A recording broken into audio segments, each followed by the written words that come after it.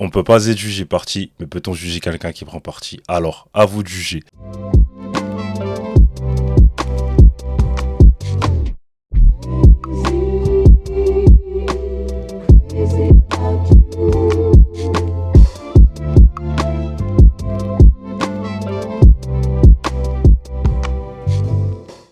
Salutations à toutes et à tous, bienvenue à bord de la Haute Sphère Cosmonaute, l'émission qui prône la vulgarisation et la transmission pour l'élévation. Moi c'est Audrey, enchanté.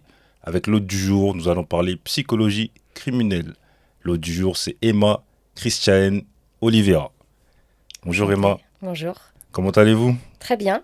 Ravi de vous recevoir ici. Ravie de venir. Est-ce que vous pouvez vous présenter s'il vous plaît? Alors oui, donc je m'appelle Emma Oliveira Christiane. J'ai 45 ans. Je suis psychologue clinicienne, mais surtout psychocriminologue. Très très bien. C'est quoi votre parcours en fait au niveau des études pour devenir psychologue clinicienne et psychologue criminel? Alors, moi j'ai eu mon bac il y a quelques années déjà, ça me rajeunit pas trop, en 98. Et c'est vrai que très rapidement, enfant, vers l'âge de 10 ans, j'ai découvert le métier de psychologue et c'est quelque chose qui m'a beaucoup plu. J'étais quelqu'un qui aimait bien régler les conflits, de me mêler des choses qui ne me regardaient pas toujours dans la cour d'école.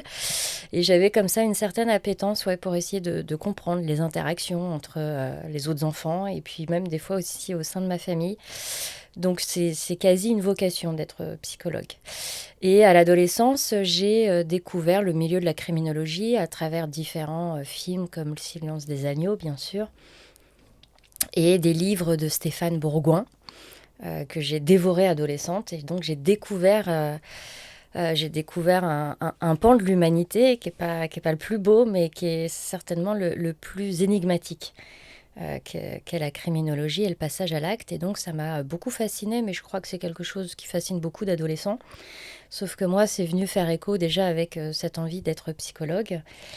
Et je me suis renseignée, je me suis rendu compte que le métier notamment de profiler n'existait pas du tout en France, à la différence du Canada, de la Belgique et autres, mais je me suis dit peut-être qu'un jour ça arrivera. Donc j'ai fait des études classiques de psychologie clinique à l'université de Jussieu, donc j'ai un master 2 en psychologie clinique, ce qui me donne la possibilité d'ouvrir mon cabinet, de travailler en tant que psy. Et à côté de ça, j'ai essayé de faire le maximum de formations qui existaient à l'époque. Aujourd'hui, il y en a beaucoup plus en criminologie. Et donc, j'avais intégré une école privée qui a fermé depuis, mais qui était très intéressante parce que c'était que des gens du terrain qui venaient nous former. Donc, on a eu des médecins légistes, des policiers, des gens de la police technique et scientifique, des gens qui travaillaient pour le terrorisme. Donc, c'était du partage de pratiques beaucoup, mais qui était très formateur. Après, j'ai fait un DU de criminologie appliquée à l'expertise mentale à Paris Descartes, parce qu'il y avait tout un pan de droit, droit pénal notamment, qui me manquait un petit peu. Donc voilà, j'ai été diplômée en 2007. J'ai mis 7 ans à faire mon parcours au lieu de 5 parce que j'étais en double cursus et donc c'était quand même assez long et compliqué en termes de timing. Puis il fallait que je travaille un petit peu pour me payer les sorties, les vacances. Donc voilà, j'avais un gros emploi du temps. J'ai axé tous mes mémoires de recherche déjà sur la criminologie, sur l'inceste maternel, sur le crime passionnel. Ce qui n'a pas forcément plu à ma fac, qui était beaucoup plus tradit, Freud, Lacan, tout ça. Mais c'est pas grave, c'est ce que je voulais faire. Donc mes recherches sont orientées là-dessus. Et quand je suis sortie diplômée, donc en 2007, quelques mois après, se sont ouverts les premiers postes de psychologue pour les victimes en commissariat. Donc j'ai évidemment sauté sur l'occasion, envoyé ma candidature. On a été plus de 2000 à candidater à l'époque pour 6 postes. Ouf. Et donc, le premier échelon, c'était sur dossier, et notamment avec les mémoires que les jeunes sortis d'études avaient fait. Donc moi, j'ai été repérée avec le mémoire que j'avais fait sur l'inceste maternel, en l'occurrence. Donc j'ai passé cette première étape, et ensuite, c'était des jurys. Donc il y avait une dizaine de personnes composées de psychologues, de commissaire, bon bref, d'un peu de tout. Et je suis arrivée deuxième sur le poste de Nancy, à ma grande déception. Mais quelques mois après, se sont ouverts plusieurs postes à Paris. Et là, pour le coup, j'ai été prise. Et donc, j'ai commencé ma carrière sur le 93. Donc, ce qui était une bonne façon de mettre le pied à l'étrier. Je gérais 5, 6 commissariats. Bondy, Drancy, Bobigny, Pantin. Bon, j'ai oublié les deux autres, mais c'est pas grave. Voilà, donc c'est vraiment de la prise en charge de victimes. L'idée, c'est de soulager un peu les services de police et de pouvoir prendre le temps avec les victimes pour les orienter dans des associations, pour gérer le traumatisme suite à des braquages, des violences conjugales, des viols, des tentatives d'homicide, enfin un peu tout ce qu'on peut retrouver dans la police. J'ai fait ça pendant 3 ans. Ensuite, j'ai fait la même chose à la police de Paris, au 3e district de la police judiciaire. Donc, je m'occupais de toutes les victimes qui venaient déposer plainte sur la rive gauche de Paris. Et j'avais toujours cette envie d'apporter mes connaissances et d'aider les enquêteurs à trouver des meurtriers, des violeurs, des criminels. Et donc, mon collègue avec qui j'ai écrit mon livre, Florent Gatterias, qui était déjà au sein de la police depuis une vingtaine d'années, a réussi à ouvrir un service à l'Office central de la répression des violences aux personnes. Donc c'est un peu le FBI à la française, on n'a pas de FBI, mais ça y ressemble. C'est un office qui va gérer tous les crimes complexes et compliqués sur le territoire français et qui touchent les Français à l'étranger. Donc c'est un service qui a compétence sur tout le territoire et aussi à l'étranger. Et donc arrivent un petit peu dans ce service toutes les enquêtes qui piétinent ou qui vont demander des moyens supplémentaires que n'ont pas les PJ locales, que ce soit à Paris, mais surtout en province. Donc on arrive toujours en deuxième intention et en renfort des polices sur place. Donc j'ai fait ça pendant 12 ans. 12-13 ans, et puis voilà un petit peu mon parcours en fait. Ah bah, c'est un parcours très riche. Mais justement, pour revenir à cette histoire de profiler, c'est intéressant. Pourquoi c'est pas quelque chose qui est reconnu en France? Pourquoi c'est pas...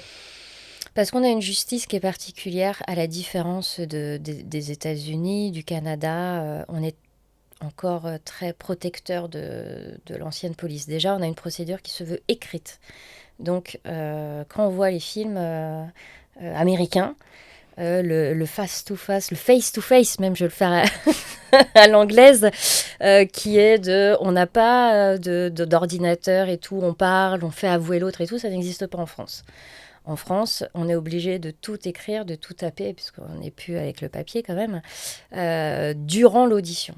Donc déjà, ça limite beaucoup le contact. On est très conservateur aussi. La psychologie, bon, c'est quelque chose qu'on retrouve en France. Il y a beaucoup de psychologues. Il y a longtemps eu cette représentation collective de se dire que c'était pour les fous. Hmm. Et par exemple, moi, en commissariat, on m'orientait très facilement des victimes parce qu'on se disait elles ont besoin de ça, pas qu'elles soient folles, mais qu'elles soient traumatisées. J'avais un pan de mon poste qui consistait aussi à faire de l'accompagnement d'auteurs, de gens qui n'étaient pas incarcérés. Et là, c'était beaucoup plus difficile à mettre en place. Alors que, notamment pour les familles de mineurs délinquants, ça pouvait être intéressant de mettre des choses en place. Donc il y a un rapport en France à la psychologie qui est encore très frileux, la peur d'être jugé, la peur d'être considéré comme fou, alors qu'il y a tout un pan de la psychologie qui consiste à comprendre l'humain et la façon dont il réfléchit. Et c'est là l'apport que peut avoir un psychologue dans la police, c'est d'aider les enquêteurs à comprendre le profil de celui qui a pu commettre tel ou tel acte. Le profil aussi de la victime.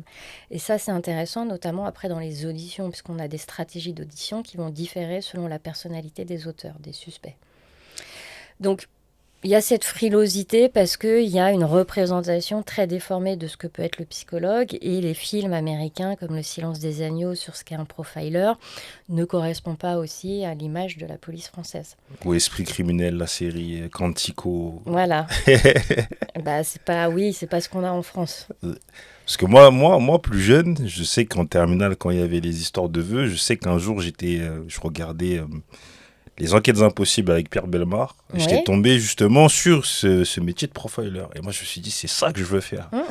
Et j'ai émis ce vœu-là, mais on m'a dit, mais en France, c'est pas Ouais, reconnu. Je dis, ah, dommage. on m'a Mais dit la même chose.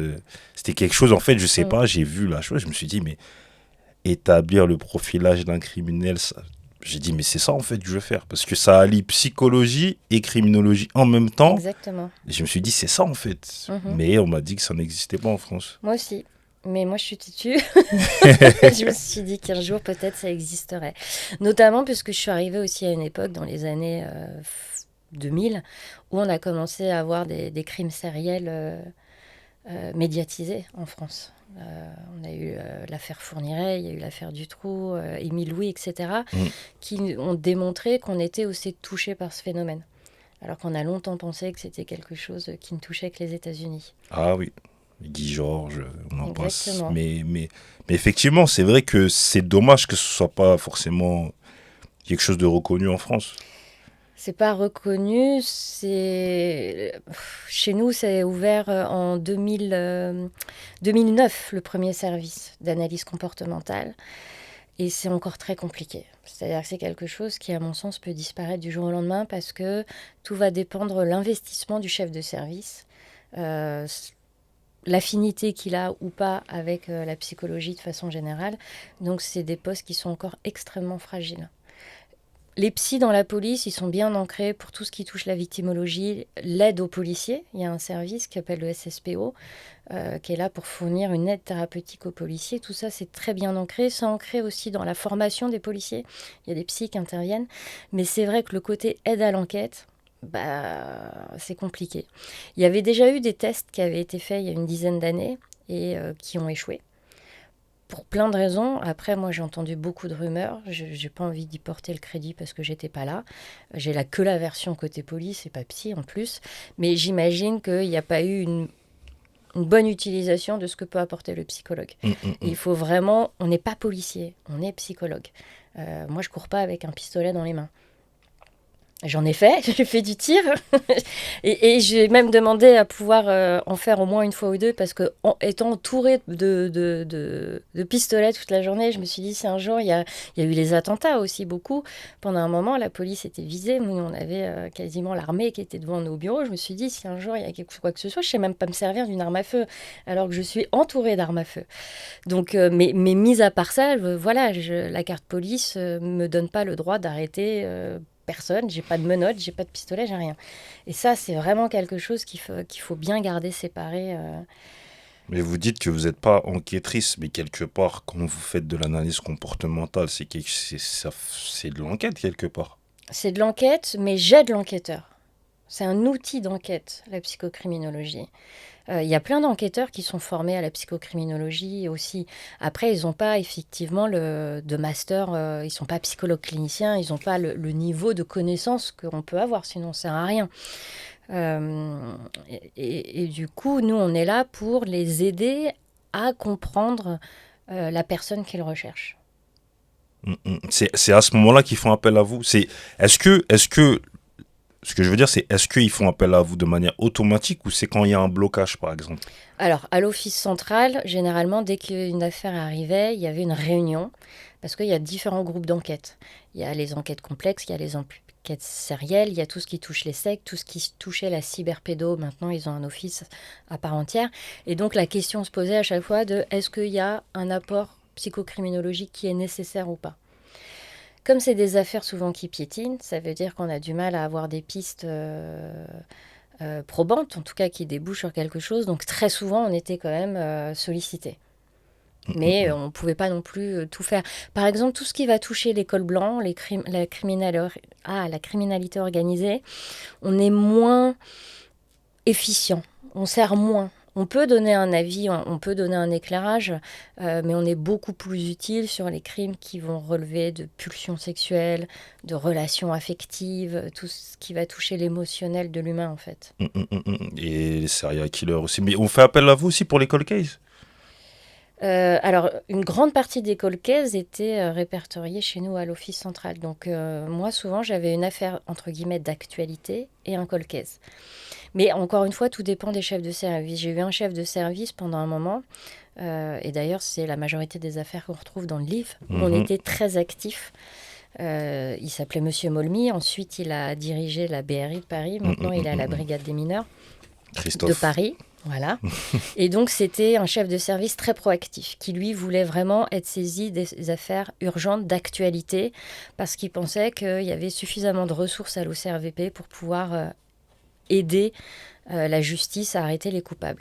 Derrière, on a eu d'autres chefs de service qui étaient beaucoup moins proactifs et qui préféraient utiliser les ressources de l'OCRVP pour travailler sur les cold cases. Donc, c'est deux visions du service très différentes. Et dans ce cas-là, nous, on a deux façons très différentes de travailler. Donc oui, j'ai travaillé sur pas mal de cold cases. Et justement, est-ce que vous avez eu des inspirations dans votre métier? Est-ce qu'il y a des gens qui vous ont inspiré pour faire ce métier-là? De psychologue, Bah, je vous ai dit le silence des agneaux. Même si les postes aux États-Unis, les profilers sont policiers. Donc c'est pas pareil que chez nous. Je sais que Stéphane Bourgoin a été beaucoup décrié parce qu'il y a une grande partie de ses livres qui finalement ne sont pas le fruit de ses entretiens, mais le contenu est quand même vrai.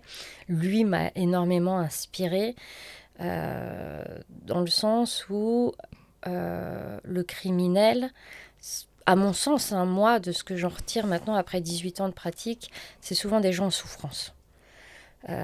Soit ils souffrent d'une pathologie, et dans ce cas-là, voilà, ça relève du psychiatrique, soit c'est des gens en souffrance qui ont un parcours de vie, un moment déviant, multifactoriel, de plein de choses qui les ont amenés à passer à l'acte et à tuer. Et c'est ce que Stéphane Bourgoin, je trouve, a réussi à mettre beaucoup en lumière grâce à la riche biographie qu'il a eue des tueurs. C'était pas juste un monstre comme Halloween, Scary Movie, caché derrière un masque. D'ailleurs, c'est intéressant de voir que dans les films d'horreur, souvent, il y a un masque. C'est pour finalement cacher l'humain derrière. Et moi, j'ai bien aimé. J'ai trouvé que ces biographies étaient très creusées. Alors, est-ce qu'elles sont vraies ou pas? Ça, c'est encore une autre question. Mais c'est quelqu'un qui m'a, en tout cas, convaincue de ce que je voulais faire à travers ses écrits. Après, j'ai pas pu vraiment m'inspirer de psychocriminologues français parce qu'il n'y en avait pas. Je pense avoir été une des premières. Donc, je me suis inspirée. J'ai beaucoup lu de ce qui se faisait outre-Atlantique. J'ai adoré le Mindhunter, que j'imagine ils en ont fait une série, mais à la base, c'est un livre, les fondateurs du profilage. Pour ceux qui aiment, je les encourage à aller voir. Donc ça, c'est des choses qui m'ont inspirée, mais d'un point de vue national, malheureusement, j'ai pas pu lire grand-chose. Ça veut dire que vous-même, vous avez dû inspirer, forcément. Je me rends compte que j'inspire beaucoup des nouveaux étudiants. Alors maintenant, on peut leur dire ça existe, mais voilà, à l'heure d'aujourd'hui, il y a 5 ou 6 postes. Moi, j'ai quitté, j'ai libéré le mien. je redonne le flambeau. Mais il y a très peu. Mais c'est pas parce qu'il y a très peu qu'il faut pas le faire. Moi, encore une fois, je me suis lancée là-dedans, ça n'existait pas. Justement, là, je vais parler justement de votre livre qui est là. Donc, Psychologue du crime, coécrit avec Florian Gattarias, votre collègue dont vous parliez tout à l'heure. Le voici. Dedans, à la fin, je vais commencer par la fin. C'est intéressant, mais vous dites, vous refusez le titre de profiler. Oui. Pourquoi ? Parce que le profilage, en tout cas, moi, tel que je l'ai pratiqué et tel que je l'ai appris, c'est une partie de notre travail. C'est-à-dire que le profilage, c'est une étude statistique d'un profil. Par exemple, vous avez un crime, vous avez différentes observations. Elle est morte strangulée, ou elle a été découpée, ou elle a été violée, battue, ou pas. Bref, tout un ensemble de renseignements. On les rentre dans une grille et ça nous donne des éléments d'un profil. Un profil, c'est une image très statique d'une personne qui rentre dans une catégorie d'âge socio-professionnel, potentiellement de dérive psychologique, alors que la psychologie criminelle va nous amener une dynamique de la personne. Donc, les deux sont intéressantes. Mais le profilage, et que le profilage est assez limitant finalement. Donc, profiler, non. On est avant tout psychologue. Et on se sert du profilage. Et c'est pour ça qu'on n'aime pas trop ça. Alors, je sais que d'un point de vue médiatique, ça parle beaucoup. Et je comprends que ce soit vendeur parce que finalement, le grand public a toujours entendu parler de profiler. C'est vrai que psychocriminel, Non, psychocriminologue. Psychocriminel. Excusez-moi, le lapsus. Psychocriminologue. C'est vrai que déjà, c'est long. Bah oui, Et en c'est plus, pas vendeur. alors que profiler, c'est américain, Ouais, ça sonne bien, ça ramène aux séries. ouais, Et on voit tout de suite, enfin, on voit un pan. ouais. Bah Mais oui, effectivement, je comprends ce que vous dites, c'est dire qu'en fait, le profilage est un pan de ce que vous faites. exactement, tout à fait. Mais oui, vous voulez pas réduire justement toutes Et ces années d'études en fait en plus en à, plus. à, Non, et puis il y a beaucoup d'idées reçues sur les profilers parce qu'il y a plein de séries qui nous ont donné des pouvoirs magiques, de je sais pas quoi. comment on appelle ça, des téléréalités aussi. Je, Ouais, je suis, je crois mentaliste. exactement. Voilà, je suis mentaliste, donc j'arrive à. Mm. Je trouve que ouais, effectivement. Justement, qu'est-ce que vous pensez de la représentation de entre guillemets votre métier dans les séries ou dans les téléréalités? Bah, c'est une des raisons principales pour lesquelles on voulait écrire notre livre, c'était pour casser un petit peu ce mythe de ce qu'est un profiler. On ne lit pas dans les esprits, on essaye de comprendre l'esprit de l'autre, on ne vole pas en jet privé, on n'est pas policier en France. Euh, donc l'idée, c'était un peu de casser les idées reçues. Après c'est ce qu'on a fait Hollywood aussi. Donc faut pas trop abîmer ce mythe qui, pour les séries, peut être intéressant. Mais quand j'ai plein d'étudiants qui nourrissent des rêves enfin d'occuper ce poste, je leur dis, moi, 90% de mon temps, je le passe derrière mon ordinateur à lire et à écrire. Je suis pas sur le terrain à aller voir des scènes de crime, à respirer. En tout cas, en France. Je sais qu'aux États-Unis, ça peut être différent. Ils sont beaucoup plus impliqués. Euh, Il y a une profileuse qui est extrêmement connue qui s'appelle Mickey Pictorius, qui a travaillé sur plein d'affaires, notamment en Afrique du Sud. Elle a cette dimension spirituelle dans l'appréhension du meurtrier qu'elle recherche. À un moment donné, je sais, elle écoute les champs de blé parce qu'il y a des corps qui se retrouvaient. Bon, moi, c'est pas ma pratique. Et je vais pas la critiquer elle, puisqu'elle a aidé à résoudre beaucoup d'affaires. Mais je vais quand même un petit peu casser ce mythe à partir du moment où il y a une vraie démarche scolaire et professionnelle future en leur disant ce qu'on voit dans les séries, c'est pas trop ce qu'on vit nous, quoi. Et l'entente police-psychologie, elle est encore fragile. Il faut faire attention. On n'est pas là pour résoudre les enquêtes, on est là pour aider les enquêteurs à le faire. Vous avez eu des frustrations aussi par rapport à ça? Bah, on est frustré quand, oui, quand on est écarté. On a eu des débuts très difficiles qu'on a exposés dans le livre avec Florent parce qu'on n'était pas la bienvenue. Il y avait aussi une grande peur du côté des magistrats. Donc au début, on était là pour aider à faire des auditions, mais on n'avait pas le droit d'assister aux auditions. Donc c'est quand même un peu compliqué. Donc les auditions sont toujours filmées, les auditions criminelles. Donc nous, pendant la pause, on devait essayer de regarder 3-4 heures d'audition pour débriefer les enquêteurs et leur dire ça c'est bien, ça c'est pas bien. Après, c'est des conseils, ils les suivent pas, il n'y a rien d'obligatoire. Donc on était toujours à la bourre, enfin, c'était extrêmement compliqué. Au fil du temps, notamment en nous nommant experts à chaque fois, le juge d'instruction nous a ouvert des facilités de travail. Et puis finalement, c'est comme dans la vraie vie, il y a des gens avec qui c'est facile de travailler, et puis il y a des gens avec qui ça l'est moins parce que bah, la psycho, pour eux, ça sert à rien, c'est bullshit. Il y en a d'autres, à l'inverse, ils s'attendent à ce qu'on leur donne le numéro de sécurité sociale ou qu'on leur explique tout. On travaille, quand on cherche quelqu'un, un meurtrier, on travaille sur beaucoup d'interprétations, de déductions, de suggestions. Donc on n'a pas non plus voilà, des flashs comme dans les séries, donc on peut leur donner des avis. L'idée, encore une fois, c'est de prendre beaucoup de précautions et pas s'enflammer sur... Ouais, pour être plus clair, généralement, on donnait les hypothèses principales et les hypothèses secondaires où on se permettait de faire plus de suppositions. Mais voilà, Non. je me suis... Ouais. Mais c'est en fait, c'est en gros, c'est déterminer la personnalité de la personne qui a commis un crime. C'est plus ça que vous faites.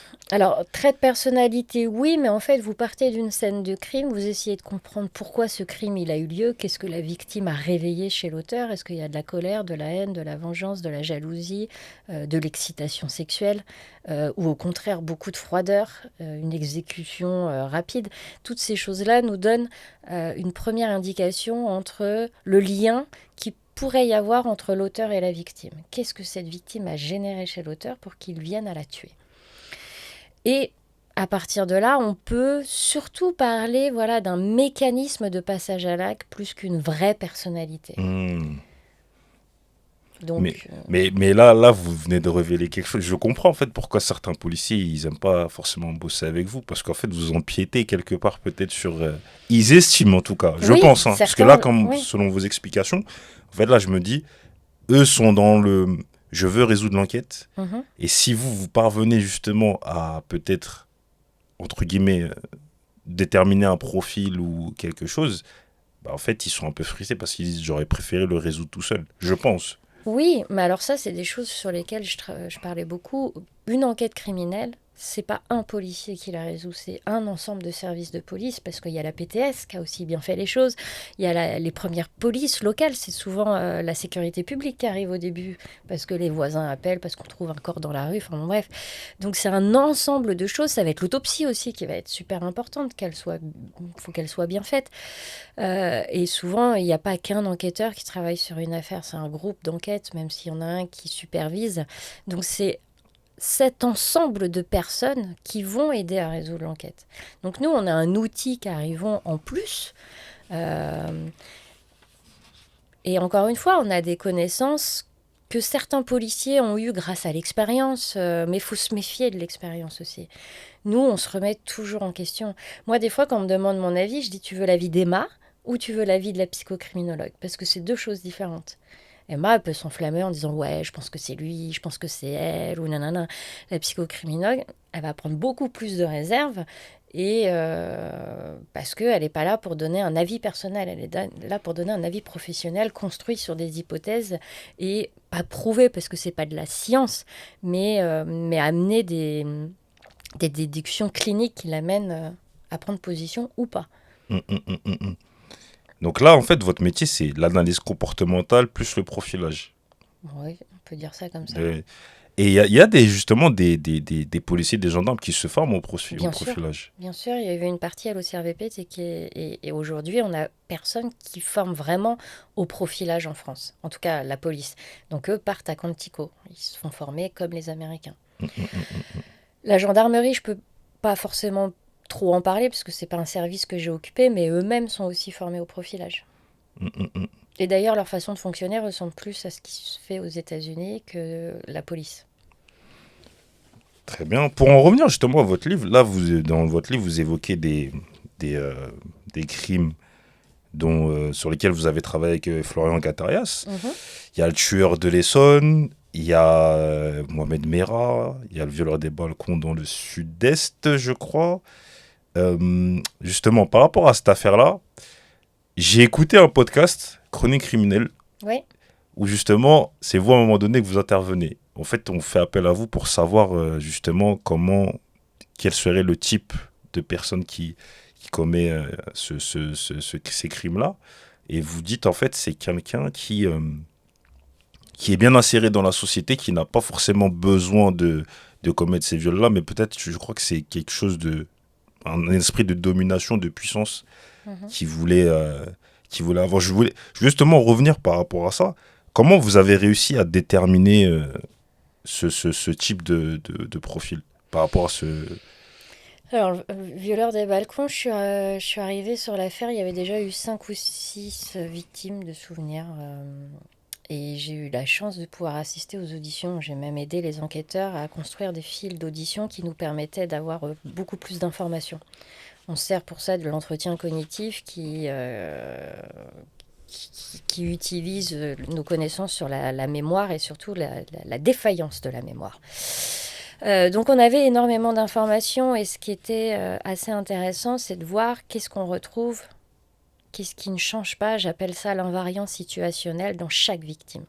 Parce qu'une victime a toujours influencé le fantasme initial de l'auteur, ça ne va jamais se passer comme lui l'a prévu. Sauf s'il assomme et que l'idée c'est qu'elle reste inconsciente tout du long, mais normalement il y a une interaction qui se joue. Quand on a eu le récit de ces différents viols ou tentatives de viol, parce qu'il n'y a pas eu que des viols aboutis, là on se sert du profilage. Très rapidement, la façon dont il va rentrer en contact avec la victime, le degré de violence, et chez lui je vais parler de quasi non-violence parce qu'il n'utilise pas la force mais plutôt la surprise pour les contraindre au début, le classait très rapidement et de façon assez certaine dans ce qu'on appelle les violeurs gentlemen. Le violeur gentleman, c'est pas forcément qu'il est gentleman avec sa victime, mais un peu quand même. C'est-à-dire que quand il y a des refus catégoriques, il va les respecter. Et l'idée, c'est pas d'humilier sa victime, l'idée, c'est pas d'utiliser la force. Il n'y a pas de la haine de la femme, mais il y a un besoin de maîtrise et de simuler une relation sexuelle consentie, même si au fond de lui, il sait qu'elle ne l'est pas, puisqu'il débarque quand même à 3 heures du match chez ses victimes en disant qu'il est armé et que si elle crie, il la tue. C'est pas forcément derrière. On ne peut pas parler d'un vrai consentement éclairé, plutôt un consentement forcé. Mais une fois la soumission faite de sa victime, c'est quelqu'un qui prend soin d'elle. Ça peut paraître complètement antinomique parce qu'il la violente, il l'objectalise. Néanmoins, il y a plusieurs choses qui m'ont frappée dans cette affaire. C'est, par exemple, à un moment donné, il y a un chat qui s'enfuit, il revient alors qu'il venait de quitter la scène de son viol, en disant, il y a le chat qui est parti, qu'est-ce que je fais? Je vais le chercher, je le ramène. À un moment donné, il y a quelque chose qui le casse, il ramasse les bouts de verre. Il y a une tringle de rideau qui est tombée, il la remet. Enfin, c'est des choses qui montrent qu'il a quand même un rapport, un relationnel qui n'est pas complètement dans dans le dénigrement de ses victimes et l'objectalisation totale.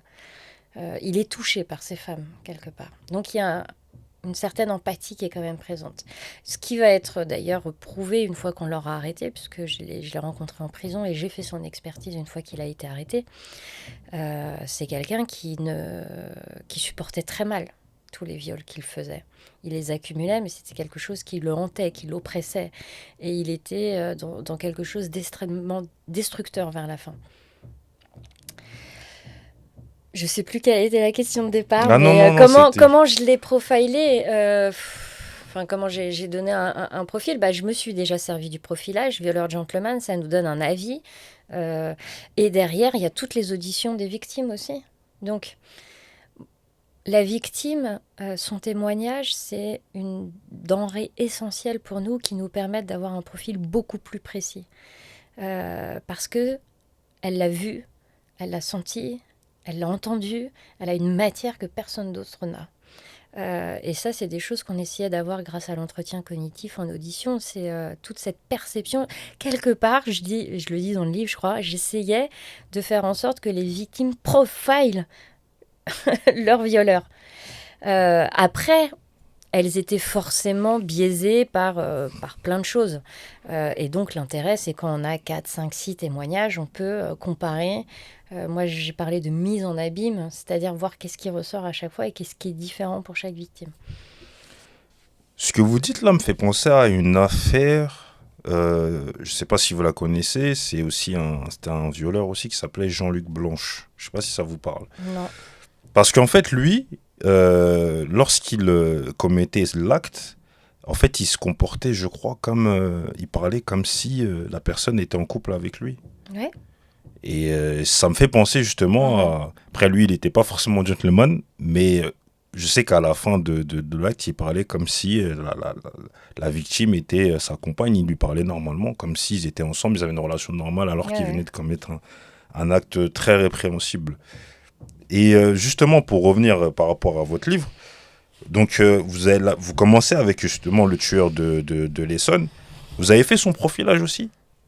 Alors, tueur de l'Essonne, c'est mon premier jour de travail à l'OCRVP. Quel accueil. Je suis arrivée, j'ai été mise dessus tout de suite. Alors, 2012. Pas toute seule, en 2012. Sachant que la semaine d'avant, il y avait eu l'arrestation, non, de Mohamed Mohamed Merah. Merah, ouais. Et j'aurais dû commencer cette semaine-là et j'avais pris une petite semaine entre mes deux emplois.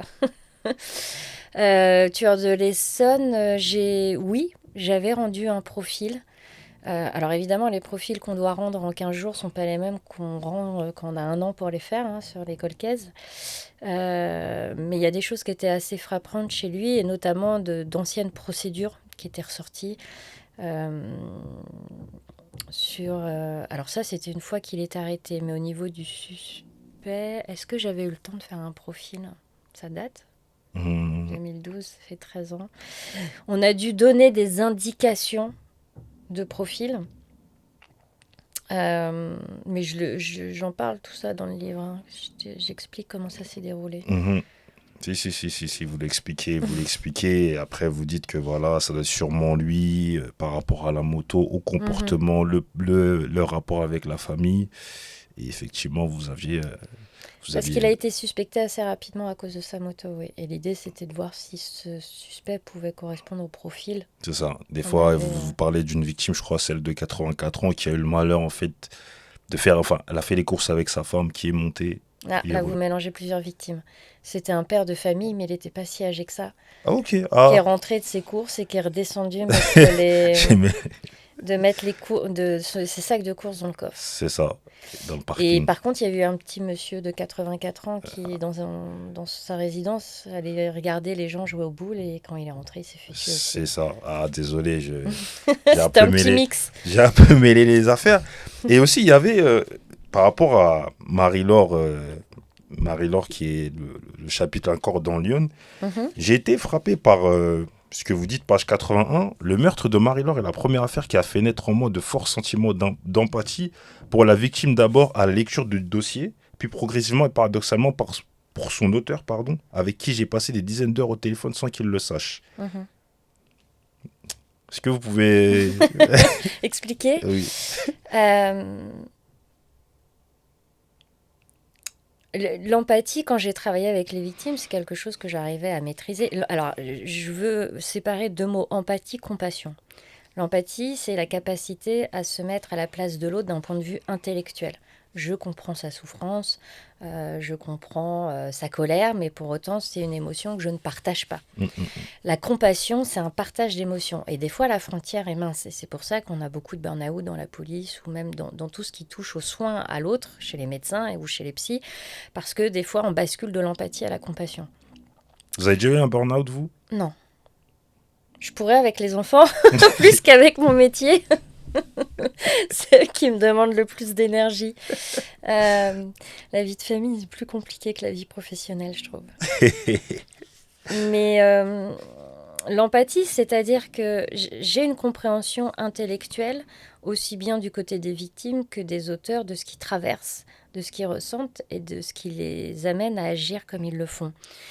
Euh, Beaucoup de criminels auxquels je me suis intéressée intellectuellement, c'est-à-dire comprendre pourquoi il y a un passage à l'acte, ont, ont réveillé chez moi de l'empathie, mais parfois m'ont touchée dans leur parcours. Et quand je vous dis ça, c'est tous des tueurs en série, c'est des pédophiles. Tout le monde me dit, mais quoi un pédophile? J'ai certaines personnes qui me disent, qui vont même jusqu'à me parler de peine de mort. On devrait... des fois, il y a des discours très violents vis-à-vis d'eux. Mais je peux comprendre, on touche à des enfants, c'est le symbole même de la fragilité, de l'innocence. Pour autant, moi, je travaille sur la compréhension de ce qui les a amenés à ça. Et très souvent, je ne veux pas dire qu'ils ont tous été traumatisés ou violés dans l'enfance, mais encore une fois, si on met de côté les troubles psychiatriques, euh, tous ces parcours de criminels me touchent et je vois leur faiblesse parce que, encore une fois, je cherche l'humain derrière l'acte monstrueux. Parce que les monstres n'existent pas. Donc, à partir du moment où je vois de l'humain, ça me touche. Et quand j'écoutais cet individu qui était suspecté à l'époque, passer des heures avec sa petite copine, avec sa mère, avec un peu tous les gens qui l'appelaient, il était tellement vulnérable, tellement maladroit socialement avec sa petite amie, qui, oui, il me faisait de la peine. Parce que j'isole l'acte. Je ne pense plus à ce qu'il a fait, 10 minutes dans sa vie entière. Je pense à qui il est, à ses difficultés, à sa souffrance, à tout ça. Donc oui, c'est quelqu'un qui a réveillé de l'empathie chez moi. Mais à partir du moment où je me suis intéressée à des individus, que ce soit des victimes ou des auteurs, ils me touchent par leur humanité. Et j'ai toujours dit, le jour où ça ne me touche plus, il faut que j'arrête mon métier. Même le violeur des balcons, il vous a touché? Bien sûr qu'il m'a touchée. Avec moi, il a été très gentil. Je le dis à un moment dans le livre, je suis quelqu'un d'un peu claustrophobe. Je déteste être enfermée. D'ailleurs, là, la porte est verrouillée, ça me stresse. Je supporte pas ça. C'est mon besoin c'est de pour ça que je maîtrise. vous ai vu tout à l'heure regarder Oui, la je porte. disais, si la porte ne s'ouvre pas, ça m'intéressait tout de suite, surtout qu'il n'y a pas de fenêtre. Généralement, je suis dans un endroit, je regarde toujours par où je peux partir s'il y a besoin. Mais je ne sais pas si c'est de la déformation professionnelle. Hein. Mais bref, faut savoir que quand on va dans les parloirs avocats, c'est des toutes petites pièces de 2-3 mètres carrés. Hein. Ce n'est pas les grands bureaux comme on voit dans les séries d'ailleurs. Et qui généralement n'ont pas de poignée à l'intérieur. Et donc, je me suis retrouvée enfermée avec lui. Je savais que j'en aurais au moins pour 3-4 heures. Et très rapidement, ça m'a angoissée. Pas le fait d'être avec lui, mais le fait d'être enfermée. Donc, j'ai voulu sortir, j'ai toqué, j'ai sonné. Et il a vu, il a perçu mon angoisse. Comme quoi, il a la capacité de percevoir le stress de l'autre. Et il a essayé de me rassurer. En me disant que c'était pas grave, que ça arrivait souvent et tout ça. Sauf que je voulais pas lui dire que j'étais claustro. Ça commençait mal l'entretien. Mais c'était marrant de voir à quel point il avait essayé de me calmer, en fait. Bon, j'étais pas hystérique, hein, non, mais il a vu que j'étais pas bien. Donc en fait, vous cherchez, comme vous avez dit, l'humain derrière l'acte, vous isolez l'acte, et donc des fois vous êtes touché par rapport au parcours de la personne, Bien et sûr. on va pas dire vous comprenez pourquoi il y a eu passage à l'acte, sans que vous le cautionniez bien sûr, mais vous comprenez pourquoi il y a eu passage à l'acte. C'est ça? Exactement. L'idée, c'est de comprendre. Et pour le violeur des balcons, il y a tout un cheminement qu'on a saisi. Bon, on reprend bien sûr l'enfance, les relations parentales. Il est issu d'une très grande famille de souvenirs. Est-ce que c'est lui qui est... Non, c'est le tueur de l'Essonne qui est né le jour de Noël. C'est tueur de l'Essonne. Ouais, bah lui aussi, ça explique la difficulté de prendre la place dans la famille. Bon, ils ont tous leur parcours très singulier. Chaque individu a son histoire de vie. Et lui, il va se marier avec une femme, je ne sais pas si elle est mal intentionnée au départ, mais il y a une histoire un peu de mariage blanc, j'ai l'impression. Et il a cette sensation de la décevoir constamment. Elle le dénigre. La belle-mère vient, le dénigre aussi. Et du coup, il perd pied dans sa place d'homme, dans sa place de mari et de père de famille. Et c'est certainement la plus mauvaise solution qu'il ait trouvée. Mais la façon de reprendre la maîtrise et un peu de puissance, c'est d'aller agresser ces jeunes femmes vulnérables, balcon ouvert, traverser la symbolique du balcon, elle est très intéressante puisqu'il dit le fait qu'elles aient leur balcon ouvert me donnait l'impression que j'étais invitée. C'est pas je rentre par effraction, je casse une vitre, je casse la porte. Cette représentation, elle est intéressante. C'est comme si ça cautionnait un petit peu son arrivée. Donc, c'était quoi la question de départ? Si vous avez été touché par... Moi, quand je m'emballe dans mes histoires, j'oublie la question. Non, mais il n'y a pas de problème. Et justement, par rapport à... Vous avez parlé tout à l'heure de Mohamed Merah. Est-ce que vous avez été sollicité pour cette affaire? Alors, elle arrivait, elle était clôturée. Après, c'est mon collègue Florent Gatarias qui avait travaillé dessus, qui avait dû faire un profil.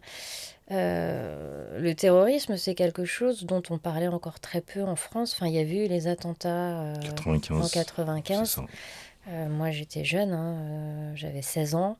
Je me souviens que j'avais peur que ma mère prenne le train à l'époque. J'avais pas très bien saisi où c'était. Bref. En intégrant l'OCRVP, je savais que j'allais être confrontée à des choses extrêmement violentes. Dans mes études, j'avais vu des photos. J'ai pas assisté à des autopsies. Je cours pas après non plus. Hein. Mais je me suis dit, est-ce que je vais avoir le cran de supporter tout ça? Et je pense que tous ceux qui intègrent la police, à un moment donné, se posent la question. Et Mohamed Merah, c'était particulier parce que les vidéos qu'on avait, il s'attaquait à des enfants. Et moi, à l'époque, j'étais pas encore maman en plus. Donc, je savais pas trop comment j'allais supporter ça. Et donc, j'ai dit à Florent, j'aimerais regarder les vidéos que l'on a sous scellé pour essayer aussi de mieux cerner ce passage à l'acte qui paraît complètement fou, en fait. Bon. Et Florent, qui prenait soin de moi, m'a dit, tu vas déjà regarder sans le son. Et après, tu regarderas avec le son. Et contre toute attente, j'ai réussi à prendre suffisamment de recul et pas. On a une collègue policière qui s'était. A priori, j'étais pas là, hein, mais qui est quasi tombée dans les pommes quand elle a vu ces choses-là. Est-ce qu'elle est maman, elle était maman? J'imagine, je sais pas, je vais pas poser la question, on me l'a raconté. Mais si là, justement, c'est bien que vous dites ça. Si là, aujourd'hui, on vous remonte les vidéos, En tant que mère, voilà. je serais plus touchée. J'ai des vidéos qui m'ont marqué, celle devant l'école, avec ce petit garçon. En fait, ce qui m'a touchée dans cette vidéo, c'est ce petit garçon qui piétine, qui panique et qui regarde son père qui lui dit de fuir et qui comprend pas ce qui se joue. C'est très très rapide. Après, la façon dont il meurt, c'est pas violent, hein, c'est pas, enfin c'est violent si, mais en fait c'est une balle et en un quart de seconde, c'est fini. C'est pas des tortures comme ce qu'on a pu voir dans d'autres choses. Euh, c'est une mise à mort qui est extrêmement froide et rapide, qui n'est pas dans le but d'aller torturer, de faire souffrir l'autre pendant des heures et des heures. Je sais pas si j'ai eu plus de mal quand j'ai travaillé sur la cyberpédo à regarder des vidéos des fois de viols et tout d'enfants que des meurtres en direct. Quand j'ai travaillé sur le terreau, à un moment donné, on a fait une étude sur le terrorisme. On avait saisi un ordinateur, enfin pas moi, mais les services de police avaient saisi un ordinateur de propagande sur le terreau. Et j'ai voulu regarder ce que c'était ces propagandes. Et j'ai une vidéo qui m'avait énormément marquée parce que c'était un homme qui allait être décapité. Qui était en plus un bel homme qui avait des yeux très rieurs. Et il était comme ça un peu sur la place du village.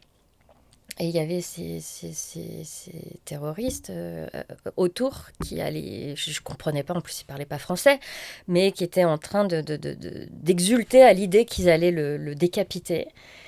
Et son regard m'a énormément marqué parce que je le voyais complètement perdu. Il cherchait même pas à s'enfuir, il cherchait pas à supplier, il criait pas, il avait juste un regard à se dire mais qu'est-ce que c'est que cette folie humaine.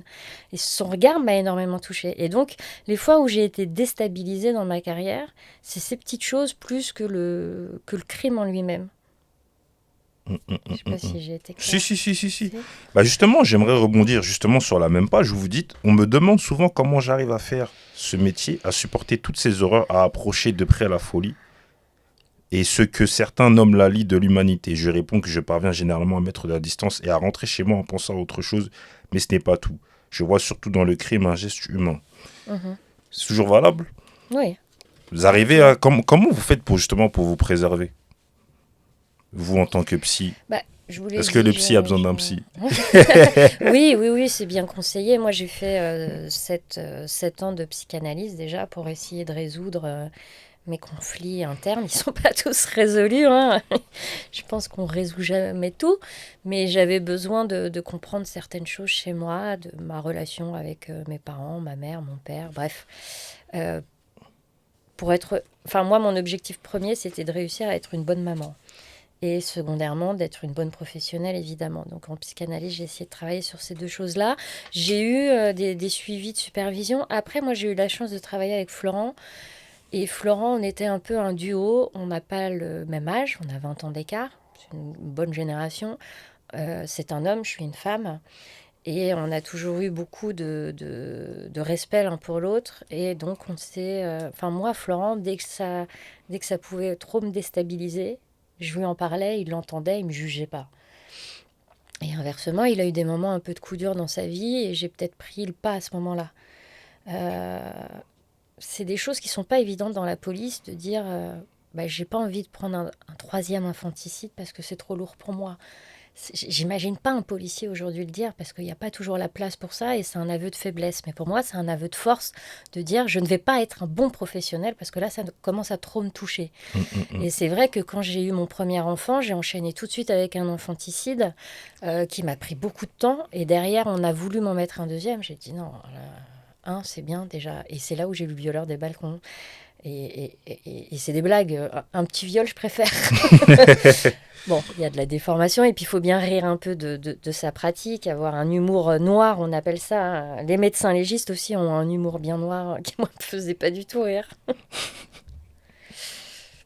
Mais, euh, mais oui, donc normalement, oui, un psy et les policiers devraient être suivis, alors peut-être pas non-stop toute l'année, mais dans des moments particuliers. Hum, hum, hum, hum, hum.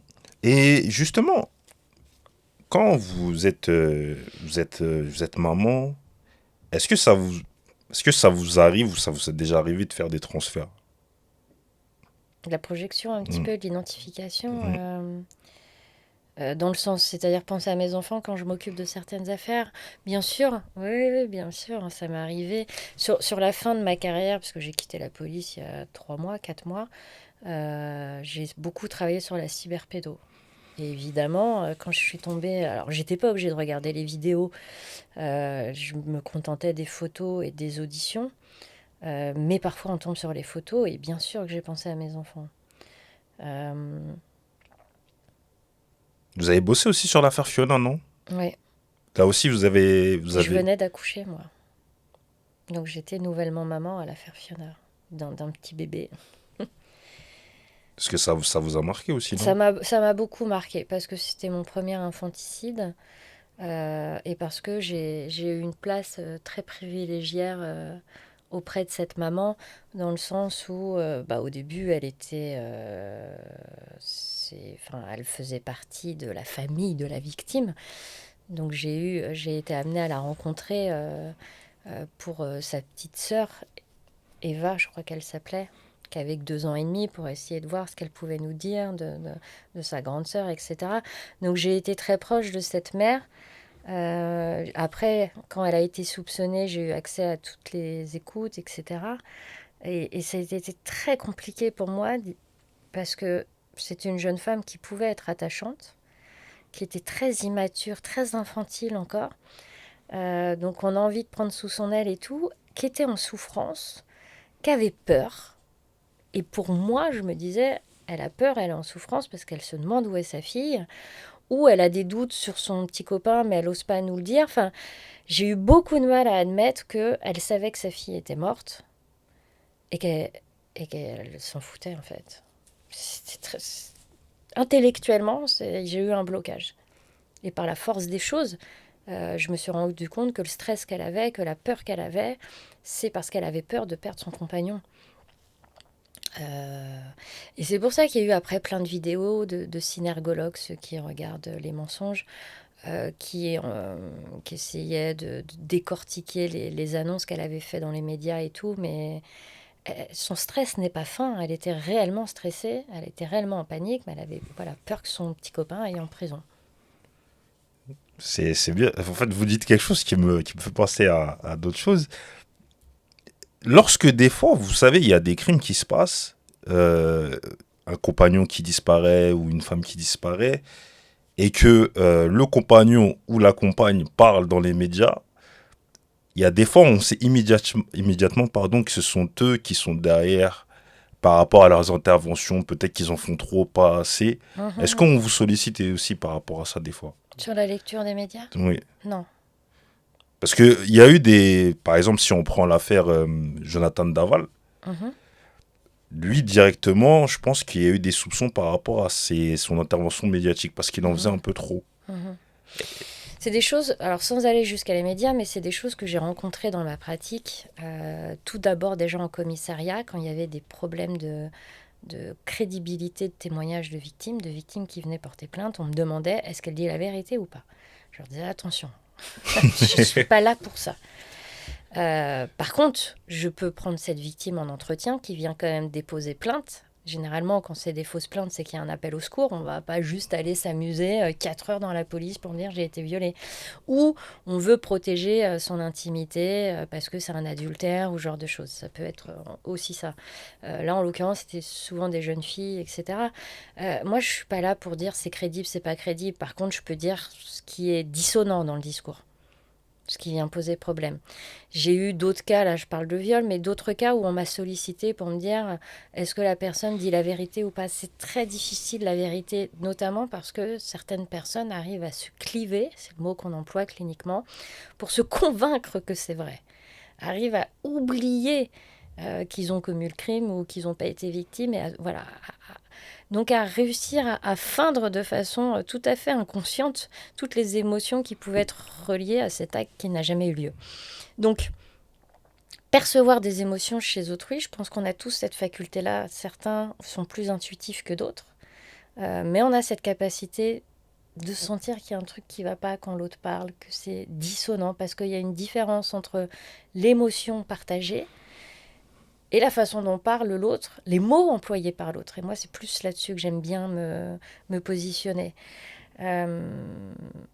Mais non, je n'ai pas la capacité de détecter tout de suite le mensonge. Par contre, ce qui est dissonant, oui. Et pourquoi c'est dissonant, c'est ça qui est intéressant. Et justement, quelle est l'affaire qui vous a le plus marqué, sur laquelle vous avez le plus travaillé? Enfin, le plus travaillé, l'affaire qui, en tout cas, qui vous a le plus marqué, sur Moi, laquelle vous êtes. j'ai souvent employé le mot Fiona parce que si je prends l'historique, effectivement, c'est encore une fois du fait que ce soit un infanticide. J'ai travaillé longtemps dessus. Il y a eu beaucoup de choses. Après, il y a d'autres affaires qui m'ont marqué, c'est-à-dire dans le sens où j'y pense encore, c'est les cold cases qui n'ont pas encore été résolues. Et je me dis, ça se trouve, je ne saurais jamais. Et je peux comprendre, il y a plein d'histoires comme ça de policiers qui ont consacré leur vie à certaines enquêtes. On en a reçu un ici, il s'appelle Raphaël Nedilko. Ouais, il avait travaillé sur Marie, pardon, Christelle Bietri. Ah oui, c'était chez nous ça. Et Christelle Maïri. Voilà. Bah, je peux comprendre que ça... Moi, je compare ça à comme un livre qu'on a lu et auquel on aurait arraché les dernières pages. On se dit, mais non, c'est pas possible que je ne sache jamais. J'ai un cas, je peux pas en parler parce que... Enfin, si, je peux en parler, mais de manière voilà, très... Comme dans le livre. Très générale. Ouais. Oui, on prend toujours des précautions pour respecter la famille des victimes, tout ça, mais c'est une jeune fille qui est retrouvée morte chez elle. Elle a 14-15 ans, elle a un environnement absolument pas à risque, elle, parce que elle sèche pas à l'école, elle n'a pas de petits copains. Enfin, c'est une petite jeune fille tout à fait classique, en tout cas de ce qu'on a réussi à récolter d'informations. Par contre, la mère, elle, a un parcours très particulier, avec plusieurs amants, qu'elle fait chanter parce qu'elle a des vidéos, etc., etc. Cette jeune fille est retrouvée morte chez elle, poignardée, en essayant de s'enfuir. Cette affaire n'est pas résolue. Pour plein de raisons, mais aussi parce qu'il y a beaucoup de suspects. Enfin, quand je dis beaucoup, c'est 2 ou 3, dont la mère d'ailleurs. Et tous pourraient être le meurtrier. C'est un vrai cluedo. Mais finalement, il n'y a pas de preuve directe. Il y a pas... l'arme du crime, en plus, est retrouvée. C'est ça qui est fou. Mais voilà, ils ont tous un mobile potentiel. Tous plus ou moins un alibi qui n'est pas non plus si solide que ça. Bref, les 3 pourraient être meurtriers.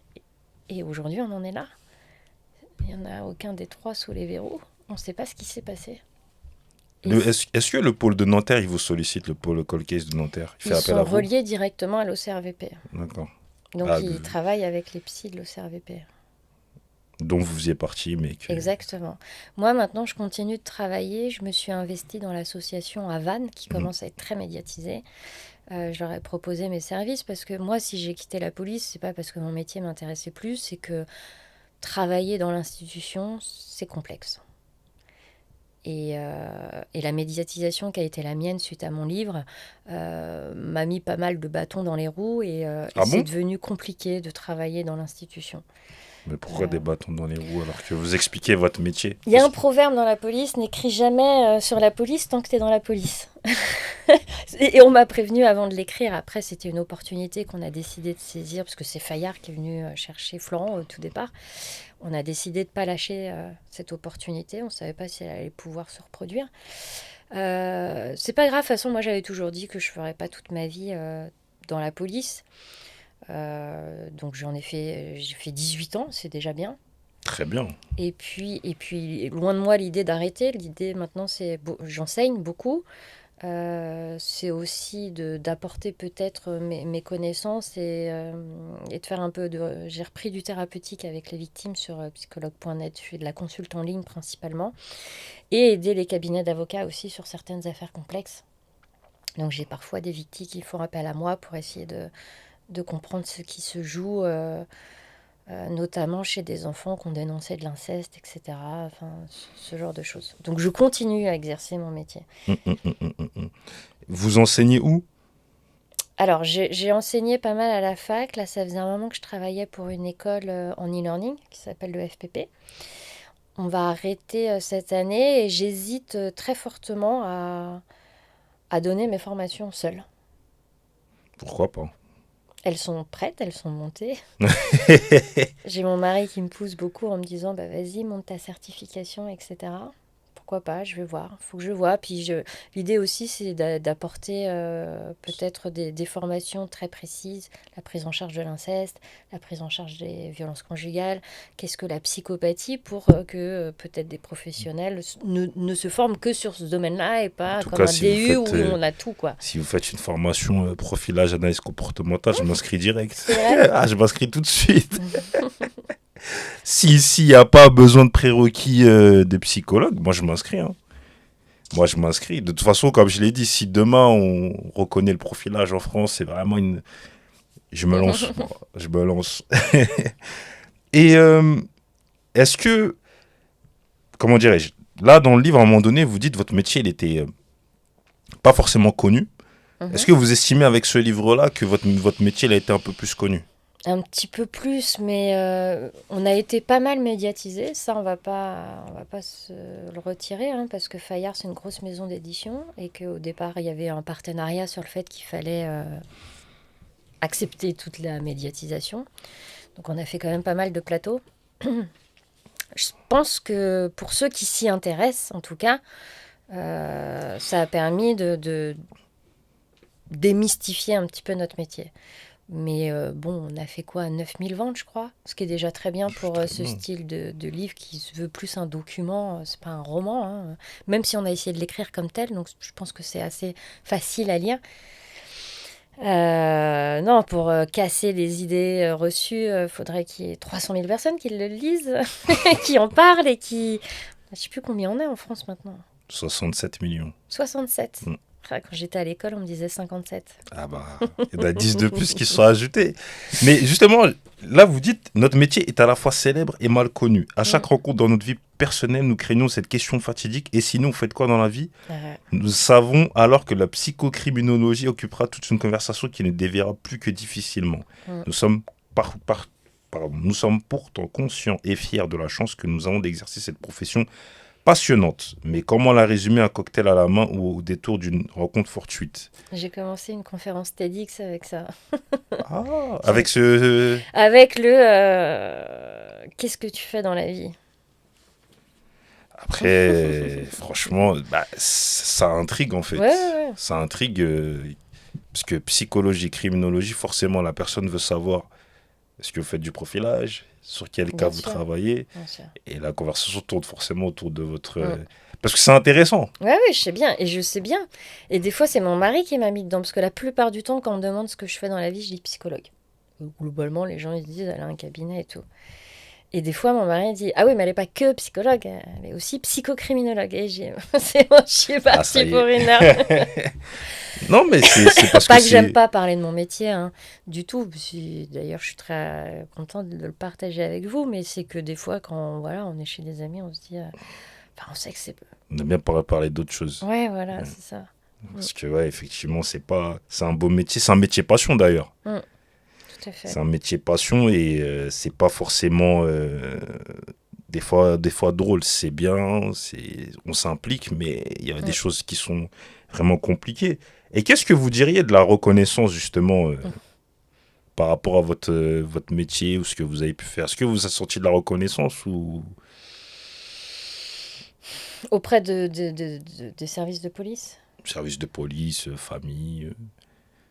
Alors, les familles, non, parce qu'ils savent pas vraiment de la façon dont on a impliqué nous. Mhm. Alors j'en avais quand je m'occupais des victimes, mais là, après, c'est l'enquête qui est résolue. Les familles savent pas toujours d'où ça vient et le rôle que nous, on a pu jouer. Mhm. Et auprès des services de police, c'est très difficile de dire. J'ai des collègues avec qui j'ai très très bien travaillé, où chacun avait son rôle à jouer et on était vraiment des partenaires et ça a été très agréable et je pense qu'ils appréciaient à sa juste valeur ce que je pouvais apporter. Avec d'autres, ça s'est beaucoup moins bien passé. Des fois, j'ai passé des mois à faire des profils qui étaient placardés. Et une fois qu'il y avait un suspect, il le sortait. J'appelle ça le jeu des 7 erreurs. Donc, alors, où est-ce que la psy avait bon? Alors, il est marié, oui. Il a 35 ans, oui. Enfin, des trucs. Donc une défiance, une vraie Ouais, défiance. et alors, quand c'était bon, ah bah oui, mais moi aussi, j'aurais pu le dire. Quand c'était pas bon, ce qui est quand même assez rare, parce que, encore une fois, on prenait toujours beaucoup de précautions. Euh, C'était des attaques un peu frontales, donc c'est pas un métier dans lequel on a de la reconnaissance. Il faut aller chercher ailleurs pour ça. On en a plus quand on travaille directement avec les victimes, d'ailleurs. Est-ce que vous avez des regrets? Non, non, non, j'ai pas de regret. Le regret, c'est que les dernières années étaient difficiles et que j'ai pas pu continuer de travailler comme j'aimais le faire avec, par exemple, Monsieur Molmy. Mais c'est pas grave, c'est le jeu, c'est comme ça. Il y en a d'autres qui feront mieux que moi, qui passeront là où j'ai pas réussi à passer, mais je pense qu'on a quand même contribué à faire évoluer cette pratique. Est-ce qu'il y a une affaire où vous auriez voulu intervenir, travailler? Une affaire... Ouais. J'ai une affaire qui était chez nous, sur laquelle j'ai jamais mis mon nez et qui me passionne, c'est l'affaire du pont Ligonnès. Ah. Et je sais que mon collègue Florent a travaillé un petit peu dessus. Je sais pas s'il a donné un profil ou pas. Et tous les bouquins qu'il y a dessus, je les lis. J'ai lu le dernier de Zaguri que j'ai trouvé très intéressant. Après, c'est son avis à lui. Mais je trouve cette histoire assez passionnante intellectuellement. Mais quand vous dites profilage pourquoi il est passé à l'acte, c'est ça? De De Xavier Dupont-de-Ligonnès, quand vous dites Florent Gattaz, ça donne un profilage. C'est pourquoi il est passé à l'acte? Alors, une des vraies questions, c'était est-ce qu'il aurait pu se suicider ou est-ce qu'il est toujours en vie? L'idée, c'était de comprendre. Encore une fois, nous, on est là pour éclairer, alors, comme vous dites, une personnalité, mais surtout une motivation au passage à l'acte. Les policiers essayent de comprendre comment ça s'est passé et de prouver que c'est quelqu'un qui l'a fait. Nous, on essaye d'apporter surtout le pourquoi. Pourquoi ça a eu lieu de cette façon? Qu'est-ce que l'auteur recherchait? En quoi est impliquée la victime, etc. Donc oui, il a dû... je ne l'ai pas lu d'ailleurs, son profil, on dirait que je lui demande. Mais l'idée, c'est d'éclairer ce passage à l'acte. Et donc, qu'est-ce qu'il a pu faire derrière? Et vous auriez voulu travailler sur une autre affaire ou juste celle-là? Bah, celle-là, sûr. Euh, les dernières affaires médiatiques, c'est la gendarmerie qui s'en est occupée. Donc c'est vrai que l'affaire Jubilard, l'affaire Daval, tous ces féminicides auraient été intéressants. Mais avec l'association Aval, là, j'ai travaillé sur différentes affaires qui étaient très intéressantes aussi. Donc, bon, non, je pas. Vous pouvez expliquer ce que c'est l'association Havane? Et l'association Aval, c'est un ancien policier qui a décidé de montrer une association qui s'occupe des colcaises. Et colcaises où la justice ou la police n'a plus trop le temps ou de quoi travailler dessus aussi. Et donc c'est composé de beaucoup d'anciens policiers, anciens gendarmes, avec des experts vraiment dans différents domaines, en PTS, en médecine légale, etc. Donc l'idée c'est d'avoir comme ça une combinaison de plusieurs experts pour pouvoir réchauffer un colcaise, c'est lui redonner vie, reprendre tout à zéro et voir s'il y a possibilité d'aller explorer une autre piste ou creuser une piste qui avait déjà été abordée. Et c'est quelqu'un de très bien, son fondateur, et qui commence vraiment à être médiatisé. Il a rencontré le pôle de Nanterre, vous disiez tout à l'heure, l'OCRVP également. Donc il commence à créer des partenariats qui vont faire qu'il peut être une vraie aide. Et c'est les familles de victimes qui viennent le solliciter. Et j'ai quelques questions, Emma, qui n'ont... Enfin, là, on parle justement de Nordal Lelandais et de sa compagne avec qui il a eu un enfant, ça m'a fait penser à l'hybristophilie.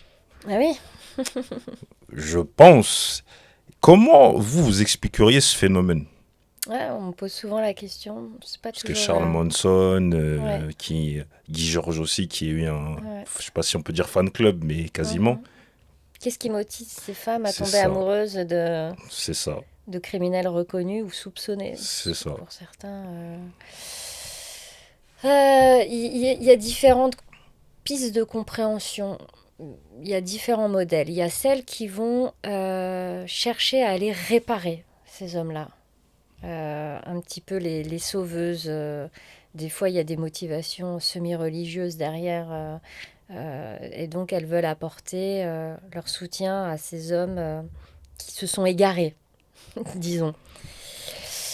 Ça, en tout cas, d'un point de vue conscient, c'est ce qu'elles se disent. Après, la femme, je dis la femme avec un grand F, je pourrais même dire la femelle, il faut faire attention à ce qu'on dit, mais cet instinct féminin fait aussi que d'un point de vue très animal, la femme peut être attirée par ce qui renvoie du masculin. D'accord. Donc si on remonte à nos origines, et c'est ce qu'on retrouve dans le monde animal de façon très générale, on va aller chercher l'homme avec de la testostérone charismatique qui peut protéger. Bah, pourquoi protéger sa descendance, protéger nous et tout. Donc il y a quelque chose qui fait que encore certaines femmes peuvent être attirées par ce côté un peu bad boy parce que ça renvoie la toute puissance masculine, et cette toute puissance masculine va renvoyer quoi? Bah, le fait d'être protégée. Je sais pas si je fais attention à ce que je dis parce qu'on peut se faire taper dessus aujourd'hui pour ça. Mais de tout temps, le bad boy, il a fasciné plein de femmes. Mais quand vous voyez, par exemple, quelqu'un qui tue des femmes, et des femmes sont attirées par cet homme-là, elles ont pas peur. Bah, alors, soit elles ont peur et c'est ce qui les fait frémir aussi un petit peu, mais il y a quand même ce truc de se dire, avec moi, ce sera différent. Mhm. Soit moi, je vais réussir à le guérir, soit moi, il va m'aimer différemment. C'est très complexe, mais il faut vraiment le voir déjà d'un point de vue animal. Qu'est-ce qui fait qu'on est attiré par l'autre? Donc il y a ce côté de ces hommes qui renvoient quand même quelque chose de tout puissant via leur dangerosité. Mm, mm, mm. Parce que bah, ça me fait penser à une affaire qui s'est passée du côté de, pas loin de Nice, Ouais. qui s'appelait un homme qui s'appelle Albert Millet. Je sais pas si ça vous dit quelque chose. Qui a Mm. tué dans les années 60. Il a tué la tante de sa fiancée, qui refusait qu'il fréquente justement la nièce. Il a frôlé la peine de mort, il l'a pas eu. Il est sorti, il s'est mis avec une femme qui l'a tué encore. Il a fait X années de prison. Il est ressorti, il a tué. Mm. Ouais. Donc c'est là que je me dis, Ouais, mais on se dit toujours que ce sera différent avec. une fois, deux fois, Ouais. 20 ans, 20 ans. Ces femmes-là n'ont pas toujours la notion de la dangerosité dans laquelle En elles se fait, trouvent. Ouais. de ce que j'ai compris, c'est que lui, il voulait être aimé et il avait peur de l'abandon. Donc quand la femme lui disait c'est fini, et ben, chez lui, ça réveillait Ah l'instinct oui, là de... vous essayez de comprendre pourquoi lui les tuait. Ce qui est intéressant, c'est de savoir pourquoi elle l'aimait. C'est ça. J'essaie de comprendre les deux Ouais, phénomènes, en ouais, fait. ouais. Mais ça m'a fait penser à... Fourniret et Monique Olivier se sont rencontrés comme ça. C'est Lui, il ça. était enfermé pour viol et C'est elle. ça. Mais la démarche personnelle de ces femmes, je vous dis, il y a à la fois ce côté salvateur à essayer de vouloir soigner l'autre, leur mettre dans le droit chemin, et à la fois il y a quelque chose d'excitant pour elles de fréquenter ces mauvais hommes. Moi j'appelle ça les bad boys parce que ça passe mieux. Euh, mais c'est ce côté bad boy qui renvoie beaucoup de masculinité, ce qui faisait qu'avant il y avait des guerriers, des touchas. Mais de toute façon, au-delà même de ces histoires de crimes ou d'autres, bon, c'est un peu cliché ce que je vais dire, mais je sais qu'il y a beaucoup de femmes qui sont attirées par les mauvais garçons. Oui, oui, parce qu'il renvoie une assurance euh, qui traduit une certaine puissance masculine qui est excitante pour ces jeunes femmes-là. Et vous savez qu'une fois, il y a un journaliste qui m'a posé la question, est-ce que ça existe en sens inverse? J'ai dit, c'est-à-dire, il me dit, est-ce qu'il y a des hommes qui envoie des courriers dans les prisons de femmes pour des femmes reconnues criminelles. J'ai dit, bon, alors là, vous me posez une colle, j'en sais absolument rien, mais ce serait intéressant. Parce que si on reprend le côté animal, généralement chez l'homme, c'est pas le côté guerrière qui plaît, c'est plutôt le côté C'est ça. maternant, prendre soin. Parce qu'en fait, moi, ici, on a reçu Jean-Luc Ployer, Mhm.